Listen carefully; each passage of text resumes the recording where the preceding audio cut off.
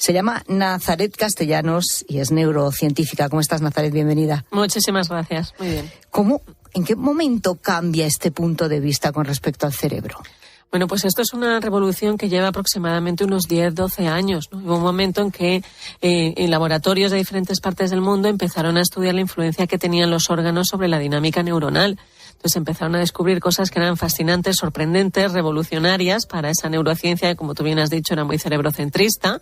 Entonces se ha visto que los órganos mandan una serie de información al cerebro que el cerebro tiene que procesar e integrar y según la cual responder.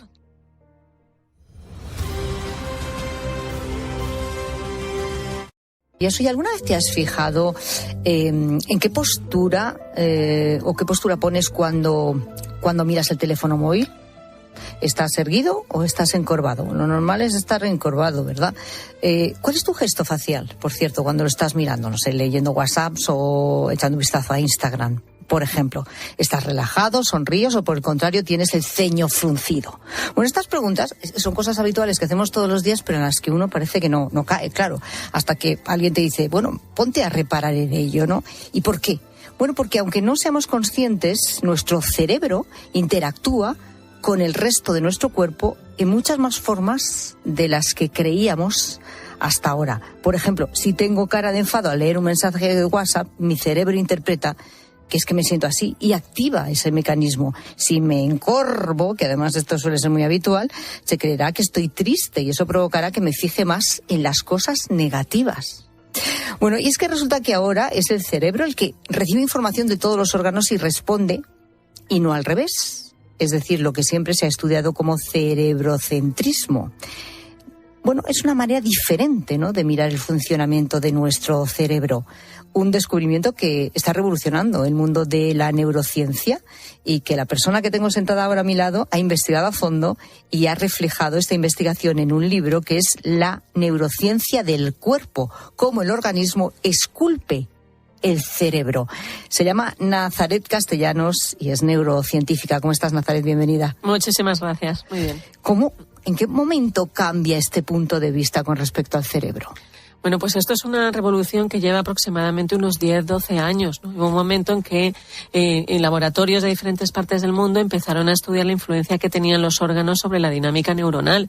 Entonces empezaron a descubrir cosas que eran fascinantes, sorprendentes, revolucionarias para esa neurociencia que, como tú bien has dicho, era muy cerebrocentrista. Entonces se ha visto que los órganos mandan una serie de información al cerebro que el cerebro tiene que procesar e integrar y según la cual responder. ¿Y cuáles serían los órganos del cuerpo que más influencia, por decirlo así, tienen en el cerebro? El que más tiene es el corazón. El corazón. Absolutamente. El que más tiene es el corazón porque en cada pulso del corazón aproximadamente esa información del latido cardíaco tarda unos 200 milisegundos en llegar a ciertas estructuras del cerebro y las neuronas de esas estructuras tienen que responder al latido cardíaco. Esa respuesta del cerebro a lo que hace el corazón, que esto se llama potencial evocado por el corazón, es parte de los mecanismos que utilizamos para percibir el mundo. O sea, que percibimos en esa orquesta entre cerebro, corazón y el resto de los órganos, pero sobre todo el corazón. Es decir, que siempre pensamos que era el cerebro el que lo manejaba todo y resulta que no es tanto así. O también tienen mucho que ver otros órganos, como vemos, de nuestro cuerpo, que son los que le envían esta información al cerebro para que veamos el mundo de una manera determinada. Exactamente. Hasta ahora yo creo que habíamos pensado que el cerebro era la orquesta. Sí. No, la orquesta son todos los órganos. Lo que pasa es que el cerebro, incluso el director de orquesta. Exacto. Se sigue considerando al cerebro el director, pero la orquesta está en el cuerpo entero, no solo en la cabeza. Y la orquesta manda mucho, entonces, también, bueno, ¿no? Es la que hace la música de la vida. Qué bueno, el corazón, entonces. Pero y aparte del corazón, por ejemplo, el estómago, los intestinos, ¿no? Sí. La microbiota.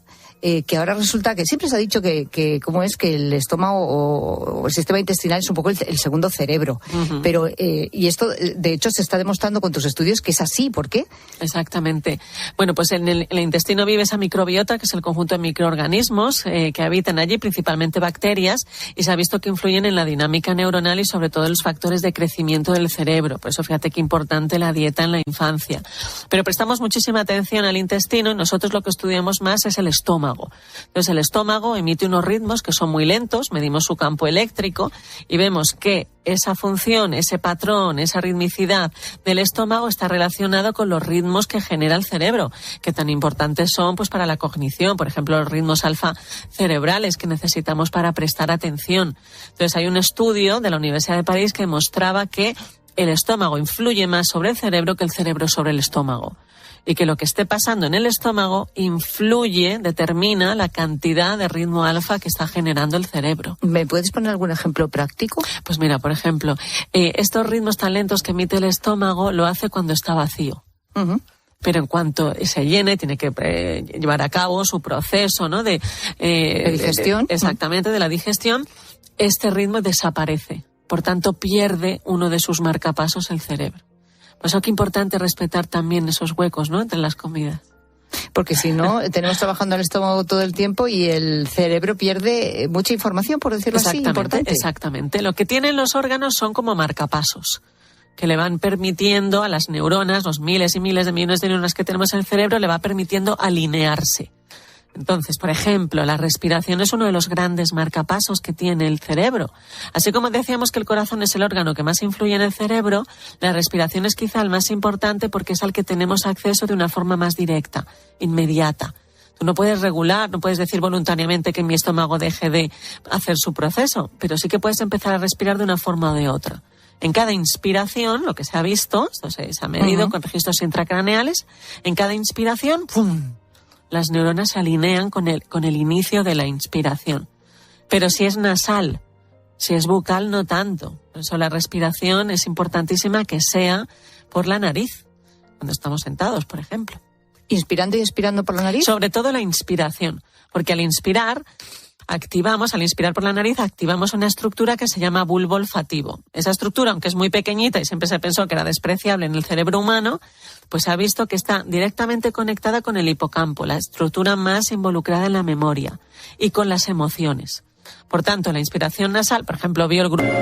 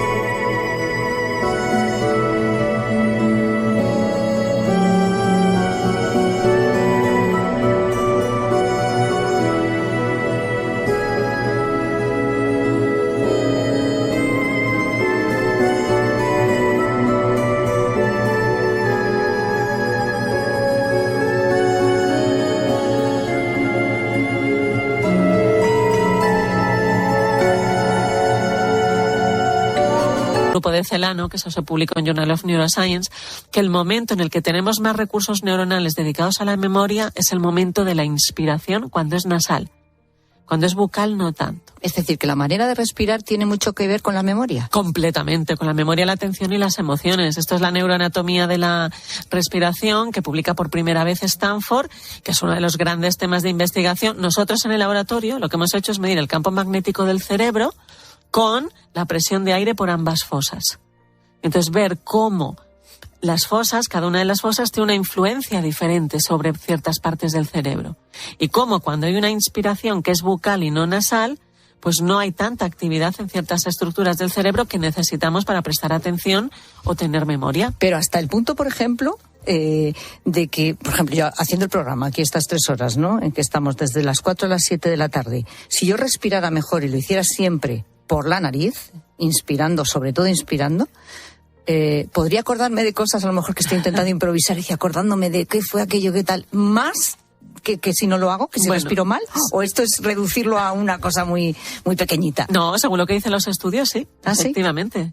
¿Sí? Fíjate, el Max Planck en Alemania hizo un estudio con personas ya mayores, algunos de ellos con más probabilidad de tener enfermedades neurodegenerativas, y lo que les hicieron fue un entrenamiento en el olfato, por lo cual tenían que aprender a respirar por la nariz, pues se vio que había una mejora cognitiva. La respiración, cuando es nasal, favorece la actividad neuronal de las áreas implicadas en la cognición. Oye, me interesa mucho esto también de la postura. Antes he hablado y es cierto, ahora nos pasamos media vida encorvados porque estamos con el móvil. Exacto. Tanto si estamos sentados como de pie. Pues a veces paseando también por la calle porque también vamos con el teléfono móvil. Con lo cual es cierto que llevamos una postura que en vez de estar, pues eso, no sé si erguidos, ¿no?, y con la cabeza alta, vamos encorvados, con la barbilla metida, pues aquí en el cuello y mirando el teléfono móvil. ¿Qué le dice esta postura al cerebro de nosotros o de lo que nos pasa en ese momento? Pues mira, desde hace muy poco se está estudiando la influencia que tiene el cuerpo, la arquitectura corporal, es decir, la postura, sobre el cerebro. Y hace pues como 3 meses la revista Nature publicó que se había localizado por primera vez en el cerebro una estructura cerebral que da cuenta de cómo está toda la postura. Pero esta zona del cerebro no solo informa al cerebro cómo está la postura, sino que esta información se convierte en sentido. Es decir, lo que esté pasando el cerebro lo tiene que interpretar y según lo que esté pasando el cerebro tiene que decidir hacer una cosa u otra. Entonces, lo que se ha visto es que según cómo tengamos nuestra postura, el cerebro lo va a intentar asociar a un estado emocional. Por tanto, si yo estoy triste, pues eso, me encojo, me encorvo, ¿verdad? Y es lo mismo que hago a lo mejor al coger el móvil. Pues esto lo...